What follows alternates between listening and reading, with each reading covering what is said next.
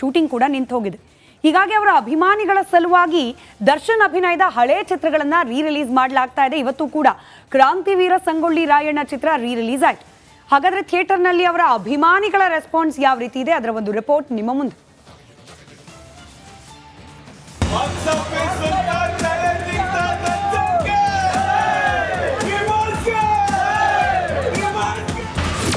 ಕ್ರಾಂತಿವೀರ Sangolli Rayanna release.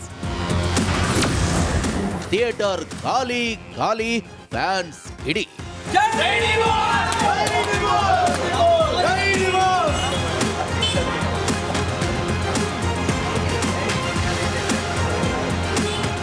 Renukaswamy ಕೊಲೆ ಆರೋಪಿ ದರ್ಶನ್ ನಟನೆಯ ಹಿಟ್ ಸಿನಿಮಾಗಳು ಒಂದೊಂದಾಗಿ ರಿಲೀಸ್ ಆಗ್ತಾ ಇವೆ. ರೇಣುಕಸ್ವಾಮಿ ಪ್ರಕರಣದಲ್ಲಿ ದರ್ಶನ್ ಸಂಕಷ್ಟಕ್ಕೆ ಸಿಲುಕಿದ ಮೇಲೆ 4-5 ಸಿನಿಮಾಗಳು ಮತ್ತೆ ತೆರೆಗೆ ಬಂದವು. ಆದರೆ ಎಲ್ಲದಕ್ಕೂ ಒಳ್ಳೆ ರೆಸ್ಪಾನ್ಸ್ ಸಿಗ್ಲಿಲ್ಲ.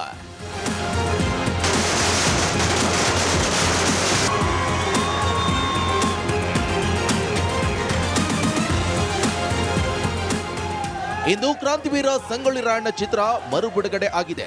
ಆದರೆ ಸರಿಯಾದ ಪ್ರಚಾರ ಇಲ್ಲದೆ ಥಿಯೇಟರ್ಗಳು ಖಾಲಿ ಹೊಡಿತಾ ಇವೆ. ಈ ಬಗ್ಗೆ ಸ್ವತಃ ದರ್ಶನ್ ಅಭಿಮಾನಿಗಳು ಬೇಸರವನ್ನ ವ್ಯಕ್ತಪಡಿಸಿದ್ದಾರೆ. ನಾಗಣ್ಣ ನಿರ್ದೇಶನದ ಕ್ರಾಂತಿವೀರ ಸಂಗೊಳ್ಳಿ ರಾಯಣ್ಣ ಸಿನಿಮಾ 12 ವರ್ಷಗಳ ಹಿಂದೆ ತೆರೆಗೆ ಬಂದು ಗೆದ್ದಿತ್ತು.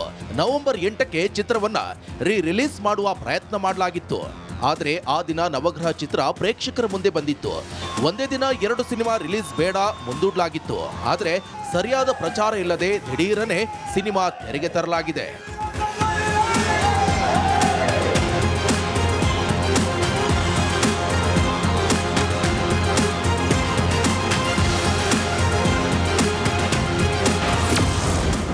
ಸಿನಿಮಾ ರಿಲೀಸ್ಗೆ ಇಲ್ಲ ಪ್ರಚಾರ. ವಿತರಕರ ಮೇಲೆ ದರ್ಶನ್ ಫ್ಯಾನ್ಸ್ ಕಿಡಿ.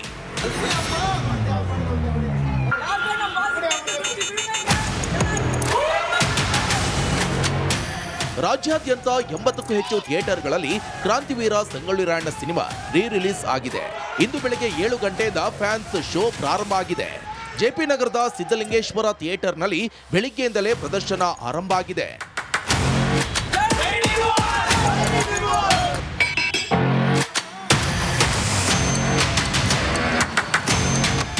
ಶಾಲಾ ರಜಾ ದಿನಗಳಲ್ಲಿ ವಿದ್ಯಾರ್ಥಿಗಳಿಗೆ ಟಿಕೆಟ್ ದರದಲ್ಲಿ 50% ರಿಯಾಯಿತಿ ಇರಲಿದೆಯಂತೆ. ಆದರೆ ಸಿನಿಮಾ ಪ್ರಮೋಷನ್ ಸರಿಯಾಗಿ ಮಾಡಿಲ್ಲ. ರಿಲೀಸ್ ಅನ್ನೋ ಮ್ಯಾಟರ್ ಯಾರಿಗೂ ಗೊತ್ತಾಗಿಲ್ಲ. ನವಗ್ರಹ ಹೇಗೆ ರಿಲೀಸ್ ಮಾಡಿದ್ರೋ ಹಾಗೆ ಇದರ ಅಪ್ಡೇಟ್ ಕೊಡಬೇಕಾಗಿತ್ತು ಅಂತ ದರ್ಶನ್ ಅಭಿಮಾನಿಗಳು ಕಿಡಿಕಾರಿದ್ದಾರೆ.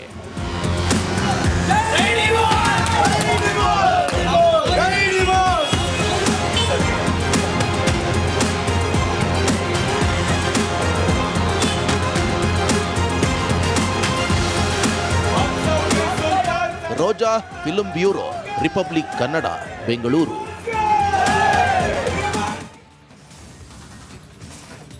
ಮತ್ತಷ್ಟು ಮಾಹಿತಿಯನ್ನು ಕೊಡೋದಕ್ಕೆ ನಮ್ಮ ಸಹೋದರಿ ರೋಜಾ ಈಗ ನೇರ ಸಂಪರ್ಕದಲ್ಲಿ ಜಾಯ್ನ್ ಆಗಿದ್ದಾರೆ. ರೋಜಾ, ಏನು ಕಾರಣ, ಯಾಕೆ ಪಬ್ಲಿಸಿಟಿ ಮಾಡ್ದಿರಾ ಸಿನಿಮಾ ರಿಲೀಸ್ ಮಾಡಿದ್ದು? ವಿತರಕರು ಏನಾದರೂ ಮಾಹಿತಿ ಕೊಟ್ಟಿದ್ದಾರಾ, ಏನಾದರೂ ಪ್ರತಿಕ್ರಿಯೆ ಕೊಟ್ಟಿದ್ದಾರಾ ರೋಜಾ? ಎಸ್ ನಾಗೇಂದ್ರ ಬಾಬು, ಏನಂತ ಹೇಳಿದ್ರೆ 3 ರೀಸನ್ ಇರಬಹುದು. ರಾಜ್ಯಾದ್ಯಂತ ಇವತ್ತು 80ಕ್ಕೂ ಹೆಚ್ಚು ಥಿಯೇಟರ್ಗಳಲ್ಲಿ ಸಂಗೊಳ್ಳಿ ರಾಯಣ್ಣ ರಿಲೀಸ್ ಆಗಿದೆ. ಒಂದಷ್ಟು ಆಧುನಿಕ ತಂತ್ರಜ್ಞಾನವನ್ನ ಅಳವಡಿಕೆ ಮಾಡಿಬಿಟ್ಟು, ಆದರೆ ಪ್ರಚಾರ ಕಾರ್ಯ ಭರದಿಂದ ಆಗ್ಲಿಲ್ವಾ? ಈ ಸಂಗೊಳ್ಳಿ ರಾಯಣ್ಣ ಸಿನಿಮಾ ಏನಿದೆ ನವೆಂಬರ್ 8ಕ್ಕೆ ರಿಲೀಸ್ ಮಾಡಬೇಕು ಅಂತ ಪ್ಲಾನ್ ಮಾಡ್ಕೊಂಡಿದ್ರು ಅಭಿಮಾನಿಗಳು. ಬಟ್ ಅವತ್ತು ನವಗ್ರಹ ರಿಲೀಸ್ ಆಗಿತ್ತು. ಸೊ ಆ ಒಂದು ಕಾರಣದಿಂದಾಗಿ ಅವತ್ತು ಬೇಡ ಅಂತ ಹೇಳ್ಬಿಟ್ಟು ನವೆಂಬರ್ 22 ಅಂದ್ರೆ ಇವತ್ತು ರಿಲೀಸ್ ಮಾಡೋದಕ್ಕೆ ಪ್ಲಾನ್ ಮಾಡಿದ್ರು. ಆದ್ರೆ ನವಗ್ರಹ ರಿಲೀಸ್ ಆದಂತಹ ಟೈಮ್ನಲ್ಲಿ ಸ್ಟಾರ್ಸ್ ಇರ್ಬೋದು, ವರ್ಷ ಆಗಿರ್ಬೋದು, ತರುಣ್ ಸುಧೀರ್ ಆಗಿರ್ಬೋದು, ತಮ್ಮ ಇನ್ಸ್ಟಾಗ್ರಾಮ್ ಸ್ಟೋರಿ ಪೇಜ್ ನಲ್ಲಿ ಎಲ್ಲರೂ ಕೂಡ ಅಭಿಮಾನಿಗಳು ಬಂದು ಸಿನಿಮಾವನ್ನ ನೋಡಿ ಅಂತ ಹೇಳ್ಬಿಟ್ಟು ಪ್ರಮೋಷನ್ ಕಾರ್ಯವನ್ನ ಭರದಿಂದ ಮಾಡಿದ್ರು. ಆದ್ರೆ ಇಲ್ಲಿ ವಿತರಕರು ಎಲ್ಲೋ ಒಂದ್ ಕಡೆ ಪ್ರಮೋಷನ್ ಕಾರ್ಯಗಳನ್ನ ಮಾಡ್ಲಿಲ್ವಾ ಅನ್ನುವಂಥದ್ದನ್ನ ಫ್ಯಾನ್ಸ್ ಹೇಳ್ತಾ ಇದ್ದಾರೆ. ವಿತರಕರ ಮೇಲೆ ಬೇಸರವನ್ನು ಕೂಡ ವ್ಯಕ್ತಪಡಿಸ್ತಾ ಇದ್ದಾರೆ. ಬಿಕಾಸ್ ಥಿಯೇಟರ್ ಬಳಿ ಹೋಗಿ ನೋಡಿದ್ರೆ ಸ್ಟಾರ್ಟಿಂಗ್ ಅಲ್ಲಿ ಒಂದ್ ಸ್ವಲ್ಪ ಸೆಲೆಬ್ರೇಷನ್ ಇತ್ತು, ಬಿಟ್ರೆ ಯಾವುದೇ ರೀತಿಯಾದಂತಹ ಅಭಿಮಾನಿಗಳ ಒಂದು ಪಟಾಕಿಯನ್ನ ಸಿಡಿಸಿ ಸಂಭ್ರಮಾಚರಣೆ ಮಾಡೋದಾಗಿರ್ಬೋದು ಎಲ್ಲೂ ಕಾಣಿಸ್ತಿಲ್ಲ. ಹಾಗೆ ಥಿಯೇಟರ್ ಎಲ್ಲವೂ ಕೂಡ ಖಾಲಿ ಹೊಡಿತಾ ಇತ್ತು. ಜೆಪಿ ನಗರದ ಸಿದ್ಧಲಿಂಗೇಶ್ವರ ಥಿಯೇಟರ್ ಬಳಿ ಹೋದಾಗ. ಸೊ ಇನ್ನೊಂದು ಕಡೆ ಏನಪ್ಪಾ ಅಂತ ಹೇಳಿದ್ರೆ, ಇವತ್ತು ಕನ್ನಡದ 7 ಸಿನಿಮಾಗಳು ರಿಲೀಸ್ ಆಗಿದೆ. ಆರಾಮ್ ಅರವಿಂದ ಸ್ವಾಮಿ, ಝೀಬ್ರಾ ಆಗಿರ್ಬೋದು, ಟೆನೆಂಟ್ ಅಂಡ್ ಪ್ರಭುತ್ವ, ಲವ್ ರೆಡ್ಡಿ, ಹೀಗೆ ಅದರ ಜೊತೆಗೆ ಸಂಗೊಳ್ಳಿ ರಾಯಣ್ಣ. ಸೊ ಈ ರೀಸನ್ ಕೂಡ ಇರ್ಬೋದು ಜನ ಸಂಗೊಳ್ಳಿ ರಾಯಣ್ಣ ನೋಡೋದಕ್ಕೆ ಬರದೇ ಇರುವಂತದ್ದು, ಅಂಡ್ ಇನ್ನೊಂದು ಪ್ರಚಾರ ಕಾರ್ಯ ಮಾಡದೇ ಇರುವಂತದ್ದು. ಸೊ ಎಲ್ಲಾ ಕಾರಣಗಳಿಂದಲೂ ಕೂಡ ಥಿಯೇಟರ್ ಖಾಲಿ ಹೊಡಿತಾ ಇರ್ಬೋದು. ಅದರ ಜೊತೆಗೆ ಫೈನಲಿ ಏನಪ್ಪಾ ಅಂತ ಹೇಳಿದ್ರೆ ಓಕೆ ಥ್ಯಾಂಕ್ ಯು ರೋಜಾ ನಿಮ್ಮೆಲ್ಲ ಮಾಹಿತಿಗಾಗಿ. ಹಾಗೂ ಪ್ರತಿಯೊಂದು ಅಂಶ ಕೂಡ ಬಹಳ ಮುಖ್ಯವಾಗುತ್ತೆ ಬೇಲ್ ಅಪ್ಲಿಕೇಶನ್ ಹಿಯರಿಂಗ್ ವಿಚಾರಕ್ಕೆ ಸಂಬಂಧಪಟ್ಟಂತೆ. ಹಾಗಾದ್ರೆ ಯಾವೆಲ್ಲ ಅಂಶಗಳು ಉಲ್ಲೇಖ ಆಗಿದೆ ಮೆಡಿಕಲ್ ರಿಪೋರ್ಟ್ನಲ್ಲಿ ಒಂದೊಂದಾಗಿ ಗಮನಿಸ್ತಾ ಹೋಗೋಣ. ಪ್ರಮುಖವಾಗಿ ಯಾಕೆ ಸರ್ಜರಿ ಡಿಲೇ ಆಗ್ತಿದೆ ಅನ್ನೋದಕ್ಕೆ ಕಾರಣ ಕೊಟ್ಟಿರೋದು ವೈದ್ಯರು. ದರ್ಶನ್ ಅವರಿಗೆ ತೀವ್ರವಾದ ರಕ್ತದೊತ್ತಡ ಸಮಸ್ಯೆ ಇದೆ, blood pressure BP in simple ಆಗಿ ಹೇಳೋದಾದ್ರೆ ಸಿಕ್ಕಾಪಟ್ಟೆ ಜಾಸ್ತಿ ಆಗಿದೆ ಅಂತ. ನಮಗೆ ಗೊತ್ತಿದೆ BP ಹಾಗೆ ಇತರೆ ವೈಟಲ್ ಸರಿಯಾಗಿ ಇಲ್ಲದೆ ಹೋದ್ರೆ ಸರ್ಜರಿ ಮಾಡೋದಿಲ್ಲ ವೈದ್ಯರು.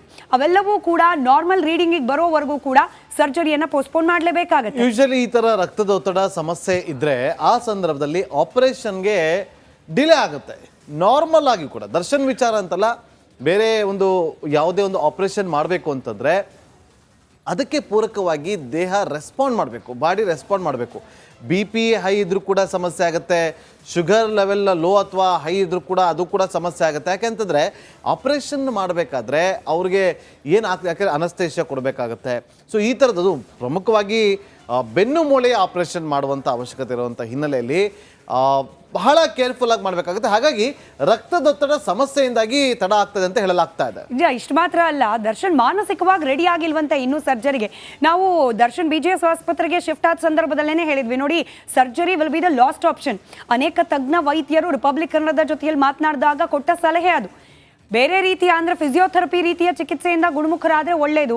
ದರ್ಶನ್ ಥರದಲ್ಲಿ ಈ ಫಿಲಮು ಹಾಗೆ ಇತರೆ ಫಿಸಿಕಲ್ ಆ್ಯಕ್ಟಿವಿಟಿಯಲ್ಲಿ ಭಾಗಿಯಾಗೋರಿಗೆ ಸರ್ಜರಿ ಮಾಡಿಸ್ಕೊಂಡ್ರೆ ಮುಂದಿನ ದಿನಗಳಲ್ಲಿ ತೊಂದರೆ ಆಗ್ಬೋದು ಕೆರಿಯರ್ ದೃಷ್ಟಿಯಿಂದ ಅನ್ನೋ ಕಾರಣಕ್ಕೆ ಸರ್ಜರಿ ಬಗ್ಗೆ ಅವ್ರಿಗೊಂದು ಗೊಂದಲ ಇದ್ದೇ ಇರುತ್ತೆ. ಇದನ್ನೂ ಸೇರಿಸ್ಕೊಂಡು ಮಾನಸಿಕವಾಗಿ ಅವ್ರು ಇನ್ನೂ ರೆಡಿ ಆಗಿಲ್ವಂತೆ ದರ್ಶನ್. ಬಟ್ ಕೋರ್ಟ್ ಕೇಳುತ್ತಾ ಮಾನಸಿಕವಾಗಿ ರೆಡಿ ಆಗಿರಲಿಲ್ಲ, ಹಂಗಾಗಿ ಸರ್ಜರಿ ಲೇಟ್ ಆಯಿತು, ಇದೊಂದು ಪ್ರಶ್ನೆ ಇದ್ದೇ ಇದೆ. ಮತ್ತೊಂದು ಪ್ರಮುಖವಾದಂಥ ಅಂಶ ಅಂತಂದರೆ ಶಸ್ತ್ರಚಿಕಿತ್ಸೆ ಮಾಡೋದಕ್ಕೆ ಇನ್ನೂ ತಯಾರಿಯನ್ನು ಮಾಡಲಾಗ್ತಾ ಇದೆ ಅಂತ ಹೇಳೋದು. ಯಾವ ರೀತಿಯಾದಂಥ ತಯಾರಿ, ಆಪ್ರೇಷನ್ ಥಿಯೇಟರನ್ನು ಅದೇನು ರೆಡಿ ಇರುತ್ತೆ. ಆಪ್ರೇಷನ್ ಮಾಡಬೇಕು ಅಂತಂದರೆ ಅದಕ್ಕೊಂದಷ್ಟು ಪ್ರಿಪ್ರೇಷನ್ ಬೇಕಾಗುತ್ತೆ, ಅಂದರೆ ಒಂದಷ್ಟು ಡಿಸ್ಕಸ್ ಆಗುತ್ತೆ. ಯಾಕಂದರೆ L5 ಮತ್ತು L1 ಅನ್ನೋ ಜಾಯಿಂಟ್ ಹತ್ರ ಅದೇನೋ ಸಮಸ್ಯೆ ಇರೋದ್ರಿಂದ ಅದನ್ನು ಯಾವ ರೀತಿಯಾಗಿ, ಬಟ್ ಇಷ್ಟು ಡಿಲೇ ಯಾಕೆ ಆಗ್ತಾ ಇದೆ ಅನ್ನೋದು ಮಾತ್ರ ಗೊತ್ತಾಗ್ತಿಲ್ಲ. ನಿಜ. ಒಂದು ಇದರ ಜೊತೆಗೆ ಮತ್ತಷ್ಟು ಅಂಶ ಅಂದರೆ ಆಪರೇಷನ್ಗೆ ರಕ್ತದೊತ್ತಡ ಸಮತೋಲನ ಇರಬೇಕು, ಅದೊಂದು ಕಾರಣ ಹೇಳ್ತಿದ್ದಾರೆ. BP ಕಂಟ್ರೋಲಿಗೆ ಬರಬೇಕು, ಅದು ಕಂಟ್ರೋಲಿಗೆ ಬರೋವರೆಗೂ ನಾವು ಆಪರೇಷನ್ ಮಾಡ್ಲಿಕ್ಕೆ ಆಗೋದಿಲ್ಲ ಅಂತ ಹೇಳಿ. ಆದರೆ ಸಮಯ ಇರೋದು 6 ವಾರ, ಅಷ್ಟರೊಳಗಡೆ BP ಕಂಟ್ರೋಲಲ್ಲಿ ತೆಗೆದುಕೊಂಡು ಬರಲೇಬೇಕಾದ ಅನಿವಾರ್ಯತೆ ದರ್ಶನ್ ಕೂಡ ಇದ್ದೇ ಇದೆ ಅಂತ ಹೇಳಿ. ಇನ್ನು ಮತ್ತೊಂದು ವಿಚಾರ ಅಂತಂದರೆ, ಇಲ್ಲಿ ರಕ್ತದೊತ್ತಡ ಸಮಸ್ಯೆ ಏನಾದರೂ ಹೆಚ್ಚಾಗೋದ್ರೆ ಆಪರೇಷನ್ಗೆ ಬಹಳ ಸಮಸ್ಯೆ ಆಗತ್ತೆ. ಅಲ್ಲಿ ಸುಮ್ಮನೆ ಅಲ್ಲಿ ಅವರ ಏನು ಆರೋಗ್ಯಕ್ಕೆ ಹೆಚ್ಚು ಪ್ರಾಬ್ಲಮ್ ಆಗಿಬಿಡುತ್ತೆ, ಜೀವಕ್ಕೆ ಕುತ್ತು ಬರುವಂಥ ಸಂದರ್ಭಕ್ಕೆ ಬಂದ್ಬಿಡುತ್ತೆ. ಸುಮಾರು ಸಿನಿಮಾಗಳಲ್ಲಿ ಕೂಡ ಗಮನಿಸಿದ್ದೀವಿ ನೋಡಿ, ಯಾವುದೋ ಒಂದು ಮಗು ಬಿಸ್ಕೆಟ್ ತಿಂದ್ಬಿಡುತ್ತೆ, ಅದನ್ನು ನರ್ಸ್ ಹೇಳಿದ್ರು ಕೂಡ ಡಾಕ್ಟರ್ ಅದನ್ನು ಆಪ್ರೇಷನ್ ಮಾಡ್ತಾರೆ. ಅದು ರಕ್ತ ಬಂದರೆ ಶ್ವಾಸಕೋಶಕ್ಕೆ ಹೋಗಿ ಅದು ಸಮಸ್ಯೆ ಆಗಿ ಮಗು ಡೆತ್ ಆದಂಥ ಸಿನಿಮಾ, ದೊಡ್ಡ ಇನ್ವೆಸ್ಟಿಗೇಷನ್ ಸಿನಿಮಾ, ಆ ರೀತಿಯಾದಂಥ ಸಮಸ್ಯೆಗಳು ಕೂಡ ಉಲ್ಬಣ ಆಗುತ್ತೆ. ಹಾಗಾಗಿ ಡಾಕ್ಟರ್ ಯಾವುದೇ ಕಾರಣಕ್ಕೂ ಕೂಡ ಇಲ್ಲಿ ರಿಸ್ಕನ್ನು ತೆಗೆದುಕೊಳ್ಳೋದಕ್ಕೆ ಮುಂದಾಗೋದಿಲ್ಲ. ಹಾಗಾದರೆ ಅಲ್ಲಿವರೆಗೂ ಏನು ಸರ್ಜರಿ ಮಾಡೋವರೆಗೂ ಏನು ಟ್ರೀಟ್ಮೆಂಟೇ ಇಲ್ವಾ ದರ್ಶನ್ಗೆ? ಬೆನ್ನು ನೋವು ಅನುಭವಿಸ್ಕೊಂಡೇ ಇದ್ದಾರಾ ಅನ್ನೋ ಪ್ರಶ್ನೆಗೆ ಉತ್ತರ, ಕನ್ಸರ್ವೇಟಿವ್ ಟ್ರೀಟ್ಮೆಂಟ್ ಮುಂದುವರೆದಿದೆ. ಅಂದರೆ ಅವ್ರಿಗೆ ಕೊಡ್ತಾ ಇರೋ ಫಿಸಿಯೋಥೆರಪಿ ಇರ್ಬೋದು, ಇತ್ಯಾದಿ ಚಿಕಿತ್ಸೆಗಳೇನಿದೆ, ಕೆಲವೊಂದಷ್ಟು ರೆಗ್ಯುಲರ್ ಮೆಡಿಸಿನು, ಇದೆಲ್ಲವನ್ನ ಕೂಡ ಹಾಗೆ ಕಂಟಿನ್ಯೂ ಮಾಡಿದ್ದಾರೆ. ಸರ್ಜರಿ ಆಗೋವರೆಗೂ ಈ ಕನ್ಸರ್ವೇಟಿವ್ ಟ್ರೀಟ್ಮೆಂಟ್ ಮುಂದುವರಿಯುತ್ತೆ ಅಂತ ಹೇಳಲಾಗ್ತಾ ಇದೆ. ಹಾಗಾದ್ರೆ ಈಗ ಏನು ರಕ್ತದೊತ್ತಡ ಜಾಸ್ತಿ ಇದೆ, ಅದು ಕಂಟ್ರೋಲ್ ಮಾಡೋದಕ್ಕೆ ಆಗೋದೇ ಇಲ್ವಾ? ಅವ್ರಿಗೆ ಪೇಯ್ನ್ ಜಾಸ್ತಿ ಇದೆ, ಅದನ್ನು ಕಡಿಮೆ ಮಾಡೋದಕ್ಕೆ ಸಾಧ್ಯನೇ ಇಲ್ವಾ ಅಂತಂದಾಗ, ಇಲ್ಲ, ಒಂದಷ್ಟು ಮೆಡಿಕೇಶನ್ ಅಂತ ಇರುತ್ತೆ. ಆ ಮೆಡಿಕೇಶನ್ ಮೂಲಕ ಅವರನ್ನು ಏನು ರಕ್ತದೊತ್ತಡ ಜಾಸ್ತಿ ಇದೆ ಅಂತ ಹೇಳ್ತಾರೆ ಅದನ್ನು ಕಡಿಮೆ ಮಾಡುವಂಥ ಕೆಲಸವನ್ನು ಮಾಡ್ತಾರೆ. ಜೊತೆಗೆ ಫಿಸಿಯೋಥೆರಪಿ ಕೂಡ ಮುಂದುವರಿತಾ ಇದೆ.